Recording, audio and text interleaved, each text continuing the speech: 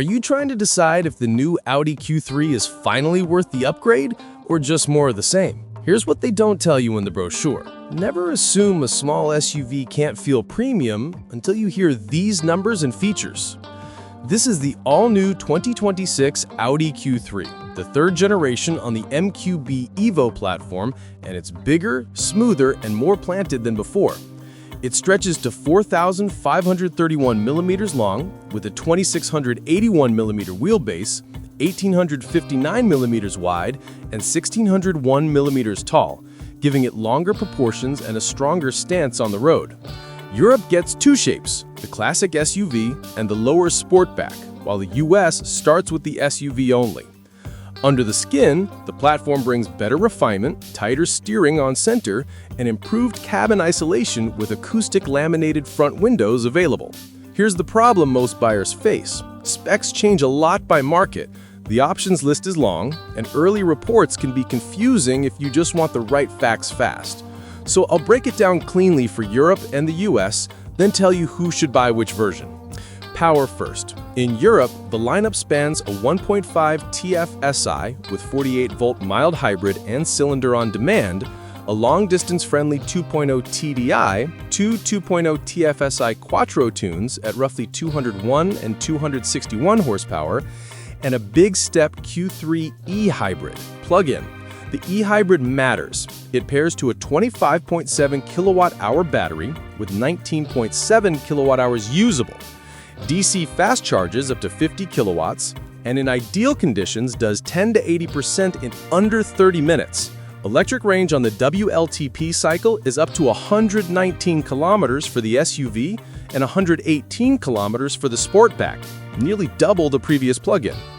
In the US, launch spec is simple and strong. A revised 2.0-liter EA88 Turbo 4 makes 255 HP and 273 pound-feet of torque, now with a 7-speed dual clutch, replacing the old 8-speed auto, and Quattro is standard. Audi estimates 0 to 60 at about 5.5 seconds, which is quick for this class. Note the limits. At US launch, no Sportback, no plug-in, and no Matrix headlights due to regulations. Ride and handling. Standard suspension is reworked with optional sport and 2-valve adaptive dampers depending on market.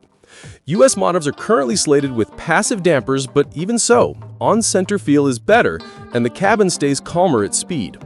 Early drives mentioned a touch of low-speed DCT hesitation and slightly grabby brake modulation on some European cars, but power delivery feels peppy and confident once rolling.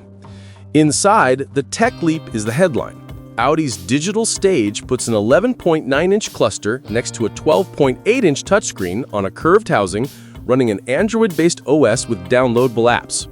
There's an AI voice assistant, Sonos audio is available, and wireless phone charging lives in the console. A clever new column control stack moves gear selection to the right stalk and indicators and wipers to the left, freeing up console space and making room for better cup holders. Optional acoustic glazing for the front side windows keeps the cabin quiet on rough roads. Lighting goes smarter and more personal. You can choose your daytime running light signature, and dynamic OLED tail lamps bring premium animation at the rear. Matrix LEDs are available in many markets, but not in the US at launch. Up front, a controllable cool air intake below the single-frame grille cleans up airflow and hides key driver assist sensors for a tidier look. Practicality is strong for the size. The SUV body offers 488 liters of cargo space with seats up and 1,386 liters of seats with seats down. When properly equipped, towing can reach up to 2,100 kilograms, which is solid for a compact luxury crossover. Production scales up to meet demand. Jor Hungary remains the core plant, and Audi adds an integrated Jor Ingolstadt network, shipping bodies for paint and final assembly in Germany to boost throughput. Timing and price. In Europe, orders are open. SUV deliveries start in October, and the Sportback follows in November. Germany starts from 44,600 euros for the SUV with 110 kW TFSI, 46,450 euros for the Sportback, and 49,300 euros for the SUV e-hybrid. In the US, arrivals are expected early next year as a 2026 model year with a target base price in the low $40K range and final pricing to be announced. So which one should you target? If you want silent city runs and real electric range in Europe, the e-hybrid is the step change model thanks to its big battery and 50 kilowatt DC charging.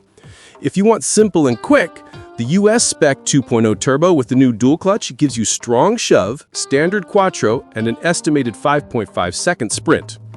If you value tech and calm, the digital stage, AI voice, optional acoustic glazing, and the cleaner control stack make daily life easier and quieter. If design matters, the Sportback brings the coupe roofline in Europe, while the SUV gives you the most cargo and the highest towing rating across markets. Here's the key moment. This Q3 doesn't win on one flashy headline. It wins because Audi doubled down on the everyday stuff while adding real electric capability in Europe and a real pace in the US, all wrapped in a calmer cabin with smarter controls and lighting you can make your own. In short, bigger body, cleaner tech, stronger efficiency, and a driving feel that finally matches the badge. Pick e-hybrid for range and serenity in Europe, pick the 2.0 turbo for punch in the US, and keep an eye on options like acoustic glazing and Sonos to make the cabin feel truly premium.